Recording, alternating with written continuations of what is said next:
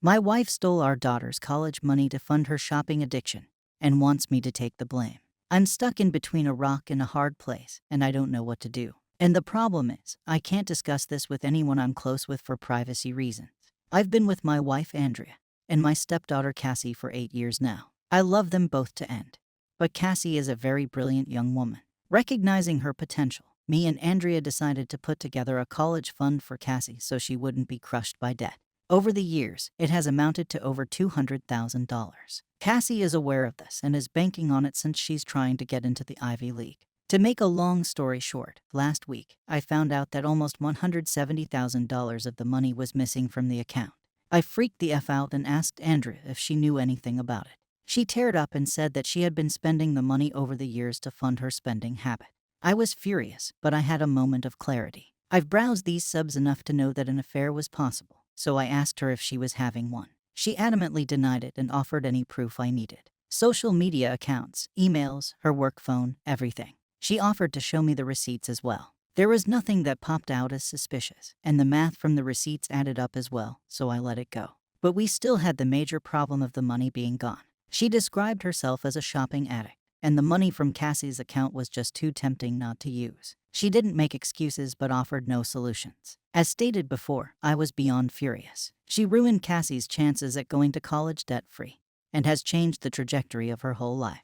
I had asked her to stay with her sister while I tried to figure this out. Cassie was concerned about why she was leaving, but we just said we needed a little bit of space. I asked Andrea to come back home yesterday, and we had an extremely long discussion about how to handle this. She stopped me from talking and asked a favor of me. She asked if I could take the fall for her. For context, she and Cassie don't get along for a variety of reasons, and knowing how independent Cassie, she will probably leave right after college, if not during. In fact, me and Cassie get along very well, and she comes to me for a lot of her issues. Andrea fears this will permanently drive Cassie away, and she doesn't want to lose her. I told her that before we even talked about that, she needed to acknowledge her mistake and own it. She needed to go to individual therapy. We needed couples counseling. She needed to find a shopaholic support group, and I would be controlling the finances from now on. She said those terms were steep but fair. I said she needed to tell Cassie what she did, apologize, and hope for the best. She refused and said she could never lose Cassie. She said I could survive the mistake, but she couldn't. I told her that in order to even consider me taking the fall, she needed to agree to my terms. I don't know what the hell to do. The last thing I want to do is lie to Cassie, but I don't want Andrea and Cassie to split up forever. And the worst part about this whole thing is that Cassie's life is ruined either way. And I don't know how to replenish the money other than maybe borrowing from my 401k. Reddit, do you have any suggestions? Divorce is always an option. But I love Andrea despite her mistakes, and dating at age 52 is next to impossible. Edit. After everyone in here knocked some sense into me, I realized I couldn't lie to Cassie. I love her too much, and she deserves the absolute truth, no matter how ugly and hard it is. I will be talking to Andrea and telling her that we need to tell her the truth together as a condition of us staying together, or else I will initiate divorce proceedings and tell Cassie anyway. Also, as someone suggested, I don't need her trying to flip the script on me, so I'll record our interactions going forward. Thanks. Edit 2. I want to thank everyone here for really opening my eyes yesterday. You're all right. I need to put Cassie first, and like I said, I'll be telling the absolute truth. Even if she gets mad at me and disowns me, at least I'll know I did the right thing. In addition, I'm going to pay for her college myself. I can pull money from a couple of places, such as my retirement and inheritance, so it'll be okay. If I have to live a little frugally during retirement and work a few extra years, then so be it. Cassie is worth it. I honestly doubt her mother is going to sell her stuff, so that's why I'm taking this route. As for Andrea, I've been criticized for wanting to let Andrea off the hook, so to speak, but it's easy to say when really deep feelings aren't involved. That being said, I don't think I can stay with her. What she did was horrendous, and she ruined our daughter's future for her addiction. We had a long discussion late last night, and I threatened divorce unless she told Cassie the truth. She begged me not to do this, but I put my foot down, and eventually she agreed, but only if I agreed not to divorce and I helped to repair their relationship. I likely won't be doing either. She made her bed so she could sleep in it. So if I have to update, I'll probably just make a whole new post. Thanks a lot, guys. Relevant comments. How could you not have noticed? Weren't you getting a 1099 and noticing less interest? To answer your question, I had really nothing to do with the account other than contributing money. I just took her word for it. She showed me statements from time to time, so I had no reason to suspect anything. Plus, we have separate finances, except for a joint account for household expenditures and bills. Although Cassie is my daughter, officially I'm only my stepdad, so Andrea handles all matters related to her finances unless Cassie asks me for something directly. Also, I wasn't the lone contributor. Her grandparents on both sides contributed, as well as my own parents. I only discovered what was going on when my wife left a statement out in the open. I'm now believing she simply pocketed whatever money she got and doctored the statements. I knew the amount that was supposed to be there because a lot of the money came in the beginning. Her grandparents initially contributed $75,000. Mine contributed another $30,000 and the amount that I added over the years. Don't take from your savings to pay Cassie back, take from your wife's. I asked her to take money from her account to pay her back. She said protecting her retirement is important to her and that she could take out a loan since her credit is excellent. Surprisingly enough, she doesn't run up her credit cards. Now I know how. Also, I'm hesitant to do this. I understand everyone wants her to fry for this, and I do too. However, if I'm to stay with Andrea, I don't want her to have to continue working until she's unalive. I would like to enjoy our retirement together. My retirement is very healthy, plus I have a few investments and an inheritance, so I could survive the hit. The most important thing is that Cassie gets to go to whatever school she wants and not have to worry about it. The comments are right. I'm not letting Andrea off the hook. She's going to pay for this, and she will be telling Cassie why Andrea and Cassie don't get along. Andrea is a widow, and Cassie took the passing of her father very hard since she was so young. According to Andrea, a lot of their problems started there out of grief and anger. Then Cassie grew up, and she's developed into a bit of a tomboy. Andrea is a kind of girly girl, and doesn't relate to Cassie dressing up tomboyish. They don't agree on much. Cassie wants to be a physicist, and Andrea wants her to do something that has more money-making potential. Plus, there's the usual teenage daughter and mother strife. They have screaming matches that I have to intervene in. Update. I want to start this by thanking everyone who replied to me in the original post. You all showed me tough love, and I appreciate that. I even appreciate those who were calling me a doormat, because, like I said in the previous post, it woke me up. I won't be staying with Andrea. She's lied and manipulated me and Cassie for far too long for me to stay with her. The fact that she stole from me, Cassie, and Cassie's grandparents makes this as close to unforgivable as it gets. The most wronged party here is Cassie. She has an amazing future ahead of her, and I refuse to let her future go to waste because my wife made such selfish choices. Also, I'd like to take the time to answer some common questions, some of which I answered in the original post, but I'll post them again here so everyone can see them. 1. Over half the money in the account came from Cassie's grandparents, aka Andrea's parents, Cassie's bio dad's parents, and my parents, whom she also calls grandparents. This money came in the beginning, which is why I knew how much was supposed to be in there. 2. I never handled the account. Although I claim Cassie as my daughter, she is only my stepdaughter officially. As such, her mother handles all financial matters related to her.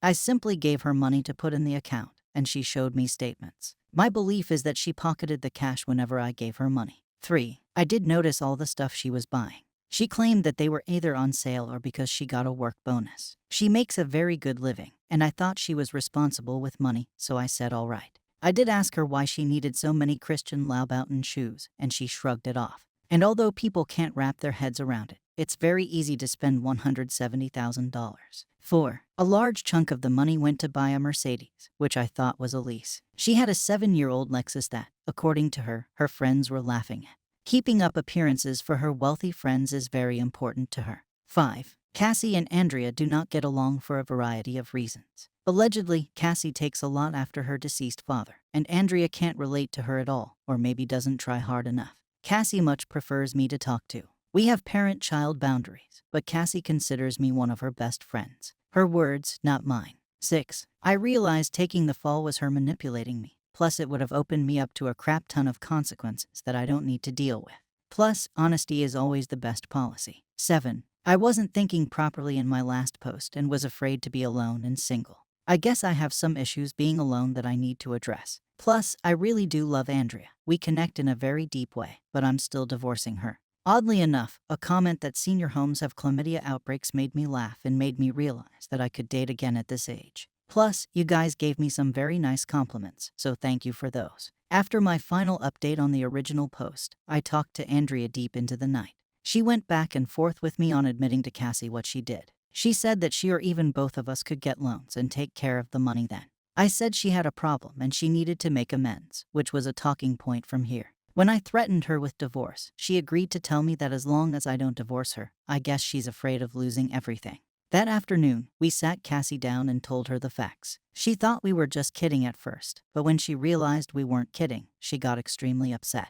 I'll spare you the details, but she and Andrea got into an extremely loud and vicious shouting match. Cassie called her some truly awful names, and Andrea, while she didn't curse at her, tried to defend herself but started getting angry at the names she was being called. They were so loud, the neighbors called the police, and I had to awkwardly explain the situation to them while hoping they didn't think I was some kind of wife beater. Cassie told Andrea that she never wanted to speak to her again and that she never wanted a dime of her money.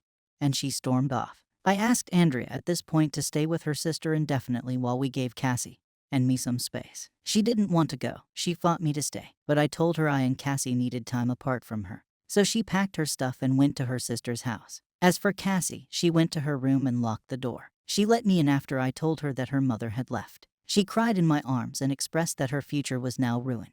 I told her it wasn't, that I would cover her college from my retirement, and that I would make it right. She doesn't exactly know what a 401k is yet, but she told me that she doesn't want me to work until I'm 90, like the people at Walmart, just because of her. I just told her she's worth it and that you do stupid things for the people you love. She said that she would start looking for scholarships and maybe other schools where she could get a full ride since she has excellent grades and extracurriculars. I then admitted that Andrea wanted me to take the fall for her, and that I had considered it, but I came to my senses. She got upset with me and told me that would have been the stupidest thing I could have done. She said she wouldn't have believed I did it anyway, and it only would have made her more upset at her mother. She told me that she doesn't blame me and that she's not mad at me for the money being gone, but she is mad that I'd want to cover for her mother. I apologized for that. We talked and cuddled for a while longer before calling it a night. The next morning, I got a call from Andrea's parents asking if the story was true. Cassie had told them the story, and they were calling to confirm.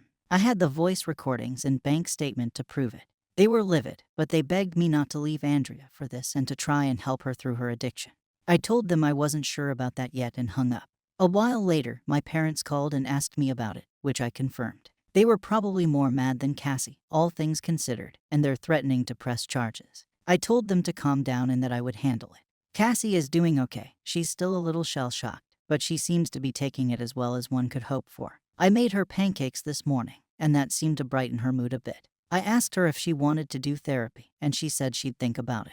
I will be doing therapy for myself. Andrea has been calling to talk, but I'm just letting it ring, so she's leaving voicemail. She's offering anything to make it right. Money, sex, favors, you name it. But it's not going to work. I feel horrible for Cassie, especially so close to Christmas. I'm going to get her Billie Eilish tickets since that's her god. It won't make up for it at all, but it could go a long way toward helping her feel better. So that's it for now. I guess I'll update if anything further happens, but I think this is pretty much it. Thanks all, you've been a tremendous help. Edit, I forgot to add that I watch my credit like a hawk, so there was nothing suspicious there, but it's going to be locked. I'll be going to my accountant next week to have Andrea removed from everything meaningful. Life insurance, wills, bank accounts, etc., and I'll be adding Cassie. I've started changing passwords and the like, so Andrea doesn't have access. I'm stringing Andrea along with non-divorce until my accounts are secure. Also, from what I can tell, Cassie's credit is okay, but I'll be doing a deep scan and locking it as well. Edit 2, I can't believe I have to say this, but there are a few people saying it's creepy that I'm cuddling with my daughter. If sitting together with her crying on my shoulder and us talking is considered creepy, then sure, I'm creepy. Leave it to the internet to make things weird, I guess. And no, I don't think I'm some hero. I'm just trying to do the right thing. Relevant comments. Splitting things in the divorce. We have a prenup since she has money as well, so there are no fears there. We have separate finances, and the only major asset we have is the house. I'm willing to buy out her half so I can own it fully. Don't cash in your retirement. Make Andrea sell her stuff. Sorry, I forgot to put it in the post. She doesn't want to sell her stuff and is just offering to get a loan. She shouldn't have a choice but to not sell. You are letting this woman ruin your future. Why is this worth it? The answer is Cassie. She's smart and wise beyond her years in some regards, but still a teenager in many others. She's very proud and has refused her mother's money. I asked her if she wanted the car, and she said no. Asked if she would be okay with her mother paying her back. She said no. Like I said in the post, she wants nothing to do with her mother anymore. And that includes her money. That's probably just anger talking, and I'm hoping cooler heads will prevail. But I think there's a part of her that's embracing the challenge of figuring this out on her own. or at least without her mother's money. As for me, if Andrea wants all that stuff so bad that she's choosing it over us, she can have it. We'll be great without her. So in a way, she is paying for all that stuff in the most precious way, with her marriage and, most importantly, her child. You're letting her walk all over you. Maybe I'm wrong here, but I don't view it as her walking all over me. She's lost her marriage, her daughter, her family is furious with her, and her friends will likely drop her when they hear what she's done and realize she's not as wealthy as she appears to be. To me, that seems to have real consequences. I'm a big fan of The Twilight Zone, and this seems like one of those endings where the person gets what they want but doesn't realize what they had to give up to get it. She can have her possessions, it just cost her everything to get them. To quote Jake the Snake Roberts, she's a victim of her own greed, wallowing in the muck of her own avarice. Plus, she'll likely end up getting sued by my parents anyway. And if Cassie decides she wants her money, then I'll support her fully in getting it. My retirement will be fine. Let's just say my portfolio is very diverse and healthy. Plus, I have an inheritance. I'm not bragging, I'm just stating facts. Plus, there is the chance Cassie gets a scholarship or assistance. New update. Hello everyone. It's been a long time since I've been here. A lot has happened. And truth be told, I haven't had the time to post an update here. But I finally have a quiet moment to give you an update. First, I want to thank everyone here for helping me at such a pivotal time in my life. After rereading my original threads, I can't believe how indecisive and weak I came off in them. The prospect of my marriage ending and unaliving alone really kind of shook me to my core and thus made me come off that way. I started therapy, and it made me realize that being single wasn't the worst thing that could happen to me. In fact, I've turned my loneliness into solitude and have taken the time to work on myself. And if that last sentence didn't tip you off, then let me be the first to tell you that I'm single now. Me and Andrea are legally separated and currently in divorce mediation. Unfortunately, Andrea is still very much in denial and is trying everything she can to get me back, including delaying the divorce as much as possible so that we can work on our marriage. She claims that she's begun seeing a therapist who's helped her see the problem she has and has gotten her on the path to recovery. I don't know if I buy it, but I told her it's a good thing if it's true. She has also apologized to my parents, hers and her late husband's parents, for what she's done and offered to pay back the money. They've all forgiven her, but are keeping her at arm's length. She's been desperate to reconnect with Cassie, but Cassie has kept her word and decided to never speak to her mother again. Or at least until she's ready to. Andrea's wealthy friends, whom she was so desperate to impress, have been around our house offering their help. They may be nosy, busybodies, but they were very nice to me and Cassie in the immediate aftermath of Andrea's betrayal. They offered everything from a shoulder to cry on to baked goods to spa dates. I only ever really took them up on the baked goods because I will never turn down homemade lemon bars and oatmeal raisin cookies.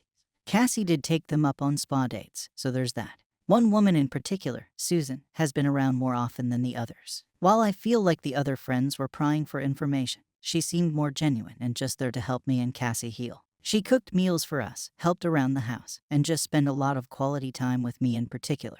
We didn't ask, want, or need her to do any of this for us, but she did it out of the kindness of her heart, and I really appreciate it. We've gotten a lot closer in such a short time, and I truly consider her a friend. It's actually amazing that I could get along with someone who's so much younger than me. Usually, I have a hard time connecting with younger people, even if they're adults. But now we get to the most important part of this update, Cassie. As a cheery Christmas gift, I took her and one of her friends to Montreal last month to see her favorite artist, Billie Eilish, at this festival. She loved it, and Montreal is such a beautiful city to visit.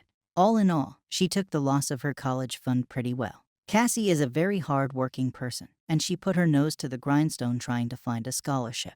Unfortunately, she missed the cutoff for most of the scholarships she could have qualified for. But the school of her choice is giving her a very generous financial aid package. In addition, she qualified for some local grants, so she got her entire first year covered. And yes, Cassie did thankfully get into her school of choice. In fact, she had many acceptance letters and full ride offers, but she had her heart set on her school of choice. In fact, I dropped her off last week. I'm extremely proud of her, and I know she'll do well. I'm an empty nester now, all alone in this big house, and the silence is deafening, but Susan has been around to keep me company, and I've taken up bike riding as a hobby. So all in all, things are okay, not great, but certainly better than before. And with that, I think I can put this saga to bed. The divorce will hopefully be finalized in the next few months, and I can finally move on with my life. But the most important thing is that Cassie is fulfilling her dreams and potential, and I couldn't be happier about that.